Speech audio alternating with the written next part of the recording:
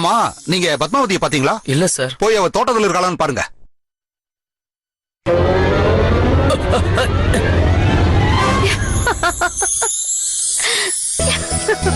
நீ இங்கதான் ஒளிஞ்சுக்கிட்டு இருக்கியா?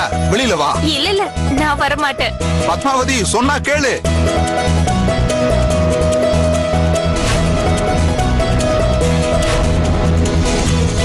ஏய் பத்மாவதி, நில்லுன்னு சொல்லிட்டு இருக்கான்ல.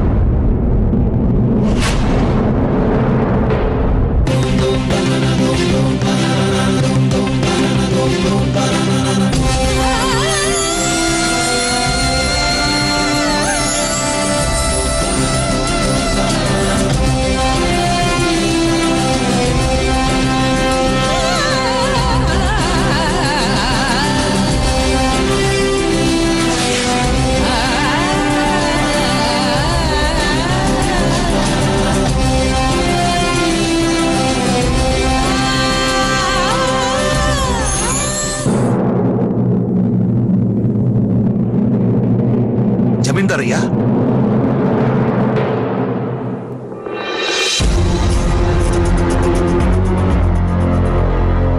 உங்களுக்கு ஒன்னும் ஆகல? ஜமீன்தார் ஐயா, நீங்க இங்க எங்களை கூப்பிட்டு அனுப்பிச்சிருந்தா நாங்க வந்திருப்போமே. இல்ல பண்டிதரே, இது ரொம்ப முக்கியமான விஷயம். எங்க மானம் சம்பந்தப்பட்ட விஷயம். இப்ப நான் எதுக்காக நேர்ல வந்தேன்னா, இந்த விஷயம் எவ்வளவு முக்கியங்கிறத நீங்களும் புரிஞ்சுக்கணுங்கிறதுக்காகத்தான். உங்க ஆசைப்படியே நாங்க கண்டிப்பா உங்களை கௌரவப்படுத்துவோம். சரி பண்டிதர், உங்களுக்கு இன்னொரு விஷயமும் தெரியும்னு நினைக்கிறேன். இந்த வருஷம் நாட்டிய போட்டியில படோசி ராஜ்யத்தோட நாட்டிய கலைஞர்களும் ஆட போறாங்க.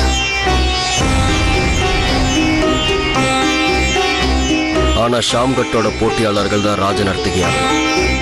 அதுதான் வழக்கமா நடக்கிறது. ஜமீன்தார் ஐயா, நீங்க தைரியமா இருங்க. உங்க வழக்கத்தை நாங்க நிச்சயமா காப்பாத்துவோம் ஐயா. நான் உங்ககிட்ட இன்னொரு விஷயமும் சொல்றேன். நான் நினைச்சது மட்டும் நடக்கலன்னா அதுக்கான முழு பொறுப்பும் நீங்க தான். அது உங்களுக்கும் நல்ல தெரியும்னு நான் நினைக்கிறேன். நான் எதை வேணும்னாலும் பொறுத்துக்குவேன். ஆனா எங்க பரம்பரைக்கும் வழக்கத்துக்கும் ஒரு இழுக்கு ஏற்பட்டா அதை என்னால எப்பவும் பொறுத்துக்க முடியாது. அதனால நீங்க இதை சரியா செய்ய வேண்டியது ரொம்ப முக்கியம். ஒருவேளை உங்க போட்டியாளர்கள் தோத்துட்டா அதுக்கப்புறம் உங்களுக்கு மரணம் தான் மிஞ்சம்.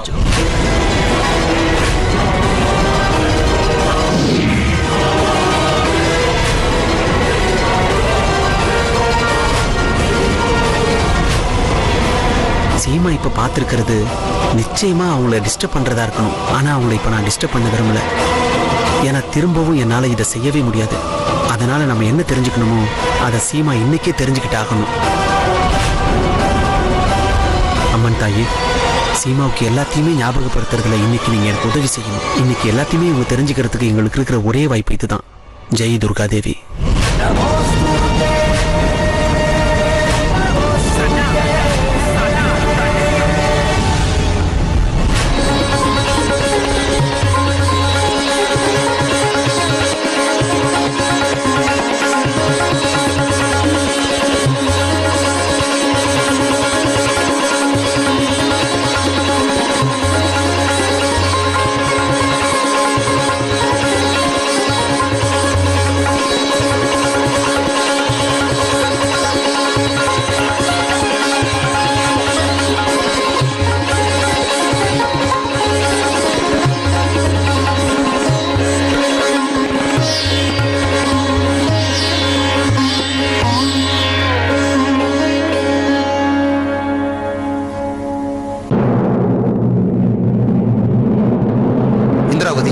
நீ இந்த மாதிரி நடனம் ஆடுனா நிச்சயமா நமக்கு பிரச்சனை தான்.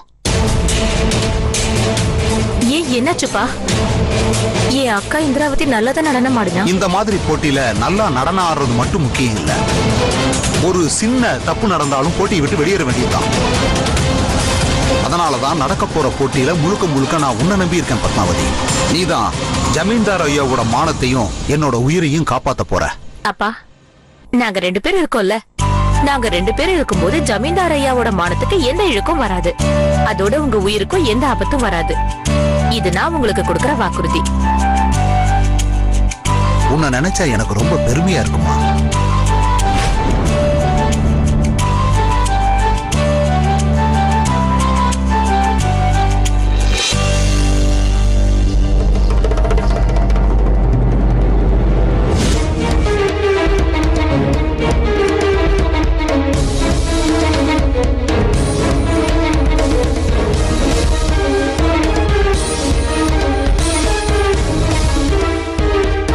எதுக்குக்கா இப்படி சலங்க மேல உன் கோவத்தை காமிக்கிற?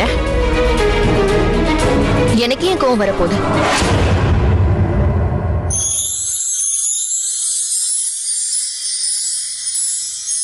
அப்பா சொன்னதை எல்லாம் நீ இப்ப மனசுல போட்டு குழப்பிக்க ஆரம்பிச்சிட்ட, அதானே?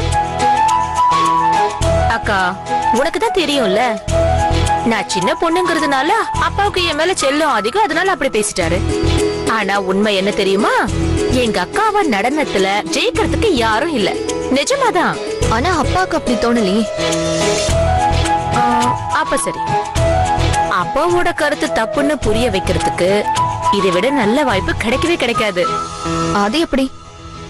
இன்னைக்கு நடக்க போற போட்டியில நீ ஜெயிச்சு ராஜநர்த்தகி ஆகிறது மூலமா. அக்கா, அதுக்கப்புறம் அப்பா இப்படி பேச மாட்டாரு, அதோட ஒரு குருவா தன்னோட சிஷ்யை நினைச்சு சந்தோஷப்படுவாரு. எப்போ ஒரு குருவுக்கு தன் சிஷியோட நடனத்துல சந்தேகம்னு வருதோ, அப்ப அந்த சிஷியோட மனபலம் பாதியா ஆயிடும்ல. அந்த பாதி மனபலத்தோட எந்த ஒரு போட்டியிலையுமே வெற்றி அடைய முடியாது தங்கச்சி. அதனால இந்த போட்டியில நிச்சயமா நான் தோத்துதான் போக போறேன்னு எனக்கு நல்லா தெரியுது. அக்கா, நீ ஏன் இப்படி எல்லாம் பேசுற? உனக்கே தெரியும்ல, இன்னைக்கு நடக்க போற போட்டியோட முடிவை நிர்ணயிக்க போறது ஜமீன்தாரையா தான், அப்பா கிடையாது. அப்புறம் ஜமீன்தாரையா நீ அவரோட என்னால சேர முடியாது. இன்னைக்கு நடக்க போற இந்த போட்டியில என்னோட காதலும் தோத்து போக போகுது. என்ன சொல்ற? அக்கா, நீ ஜமீன்தாரையாவ காதலிக்கிறியாக்கா?